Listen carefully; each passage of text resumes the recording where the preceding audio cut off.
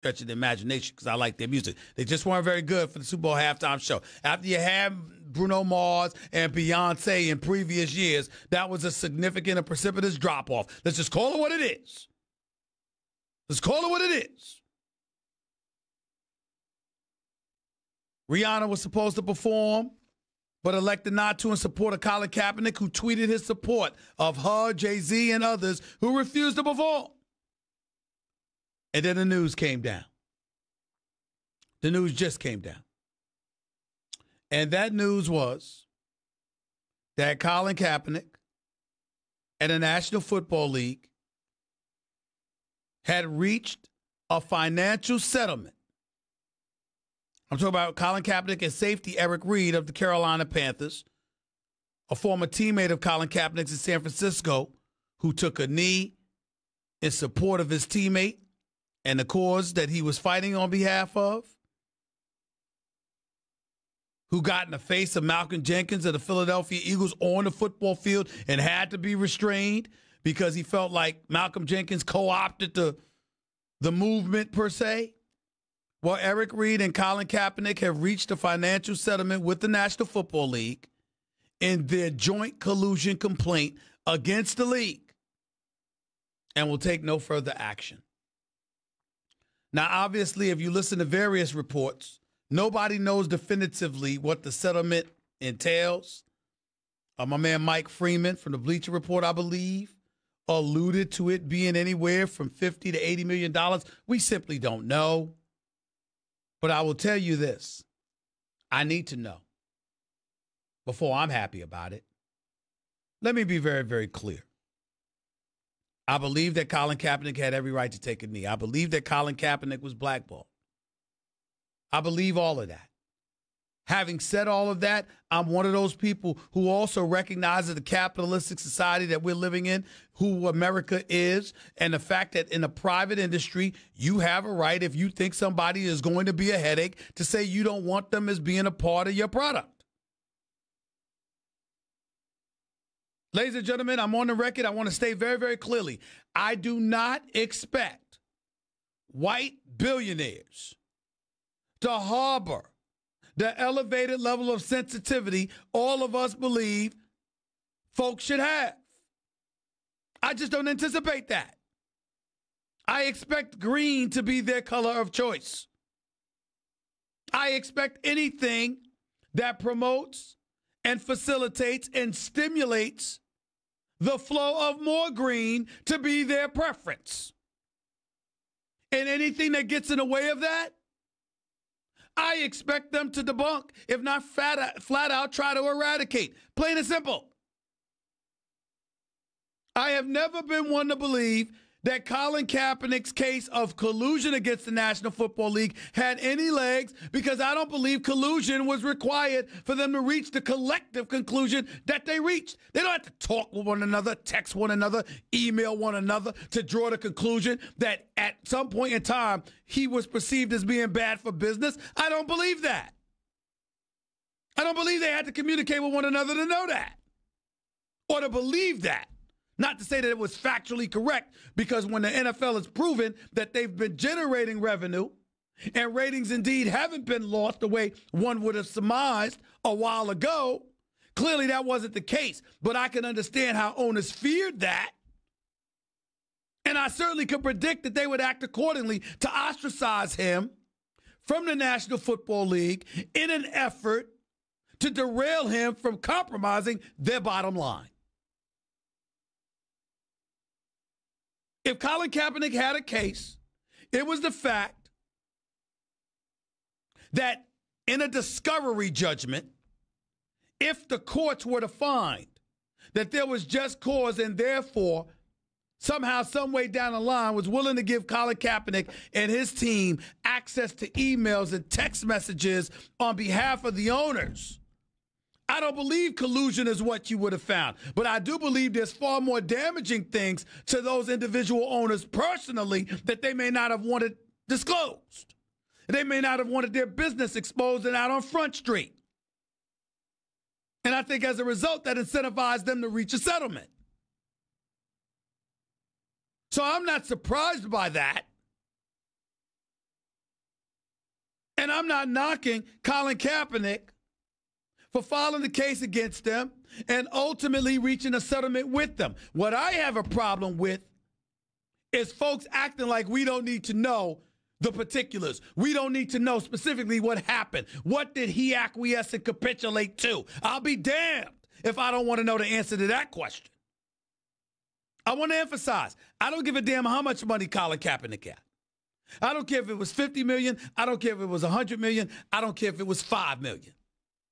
Anything that's commensurate with what quarterbacks in the National Football League were making, I'm down with Colin Kaepernick getting. Because when in March of 2017, he was available to be picked up by other teams, and you said no to him, but you acquired Mark Sanchez, and you got Mike Glennon, and you got Josh McCown, and you got E.J. Manuels, and they have jobs in the National Football League. We got a problem. Not to say that Colin Kaepernick was ever better than Matthew Stafford or anybody like that, but when Matthew Stafford is getting $27 million, when Jay Cutler was making $25, $26 million, when Jimmy Garoppolo ultimately, with 7 starts on his resume, signs a deal for $137.5 million with $72 million guaranteed. I have no problem with Colin Kaepernick getting $50 to $100 million from the National Football League. Because what you're saying is, despite the fact that you were 1-10 in your last 11 starts, despite the fact that you were 3-19 in your last 19 starts as a quarterback, statistically speaking, there are various things out there that proves that Colin Kaepernick wasn't necessarily the problem.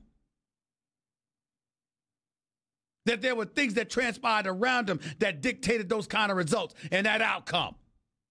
And that he should not be, it shouldn't be held against him as if he's some scrub that couldn't play. It is entirely plausible that Colin Kaepernick could have made $50 million over the last few years. It is entirely, when you consider the money that quarterbacks are getting paid, it's entirely plausible that Colin Kaepernick could have ended up signing for over $50 million in a 3-year span. Absolutely. It's not about the money. It's about the fact that if you're Colin Kaepernick, you have allowed yourself to be martyred. Not just by members of the minority community, the desolate and the disenfranchised communities that exist in our country. You have allowed yourself to be martyred with the things that you said and the positions you swore to take. You vowed never to change or deviate or capitulate to anything until you saw things being done to progress forward towards change as it pertained to the things you were complaining about. I am a black man. I deeply appreciate Colin Kaepernick's position, and I support him wholeheartedly, and I thank him for his courage. But what I'm trying to say is, in this settlement, that does not mean that myself nor any of you don't have the right to know specifically what you're agreeing to. Did you agree not to stand for the national anthem? If you're ever employed by the NFL again, did you agree to stand up and not take a knee? Are you suddenly going to take the position that racial inequality and social injustice is not the problem of the National Football League and it's not something that they should be held accountable for or beholden to address? What exactly is it that you have agreed to? When I read this statement and I see it says here, while sources declined to offer specifics for the decision, or as part of that confidentiality agreement, it is believed both sides signed a non-disclosure agreement agreeing not to speak publicly about the details of the case or the settlement.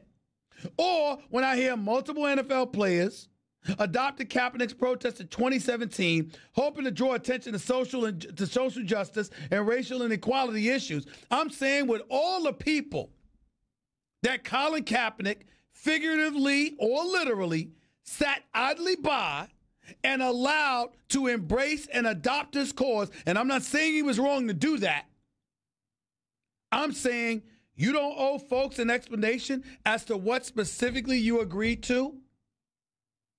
Forget the money. I'm not asking about the money. I don't care about the money. The money doesn't matter to me. I want to know what he agreed to with the National Football League. That's what I want to know. Did you agree you'll never play in the NFL again?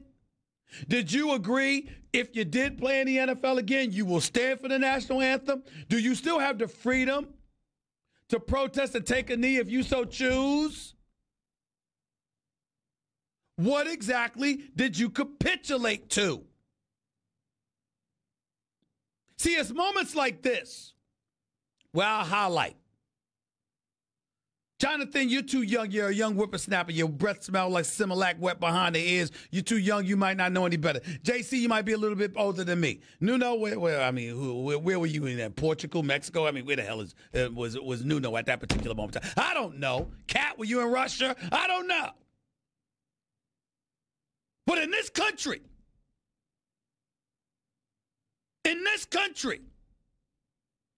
those who are a bit older are incredibly familiar with what Muhammad Ali had to endure. Refusing to enter the armed forces, represent this nation in the Vietnam War. We know what kind of fallout Muhammad Ali had to endure because of that. Lost his ability to make a living, to defend his crown. He was the best, stripped of the world heavyweight title. Sentenced to 5 years in prison. The fines and everything else that came with it. Tell me when Muhammad Ali failed to articulate his position throughout his struggle. See, we want to ignore that. I understand we're living in a different time. And I understand that Colin Kaepernick and others with one tweet could potentially reach more, or actually literally reach more than folks could back in the day on national television. I get all of that. That's not what I'm talking about. I'm talking about Muhammad Ali not going underground. I'm talking about him being front and center. I'm talking about him reminding us all that no Viet Cong ever called him the N-word. I'm talking about him bringing up the back of the bus, bringing up restaurants, bringing up water fountains and all of those things, and the access that African Americans and minorities were denied. I'm talking about him speaking up and speaking out about that in the throes of that hostility and that venom being aimed in his direction. We ain't seen Colin Kaepernick anywhere. But at an award ceremony receiving an award, we haven't heard him talk. And maybe most of you feel he doesn't need to. And you might be right. I don't know. And I'm not questioning any of that. All I'm saying is this. Everybody has invested themselves emotionally, one way or another, into the Colin Kaepernick situation. And all I'm saying is, I simply want to know, now that it's over, what was agreed to? 888-SAY-ESPN. That's 888-729-3776. I should have told you it was time for Straight Talk, brought to you by Straight Talk Wireless. Best phones, best networks, no contracts. But now that I'm finished, that was Straight Talk Wireless. Nationwide coverage in America's largest and most dependable 4G LTE networks. By the way, when you're hiring, you don't want to waste time sorting through dozens of irrelevant resumes. You want an efficient way to get to a short list of qualified candidates. That's why you need Indeed.com. Post a job in minutes, set up screening questions based on your job requirements, then zero in on qualified candidates using an intuitive online dashboard. Discover why 3 million businesses use Indeed for hiring. Post a job today at Indeed.com/hire. Search for greatness. Search Indeed. 888-SAY-ESPN. Back with more. I got a lot more to say about this subject and more in a minute, so don't touch that dial. It's Stephen A. ESPN Radio, ESPN News. Winter or summer, rain or shine, with the Peloton bike, it's always the perfect weather to sweat. And with up to 14 live rides a day and over 10,000 more on demand,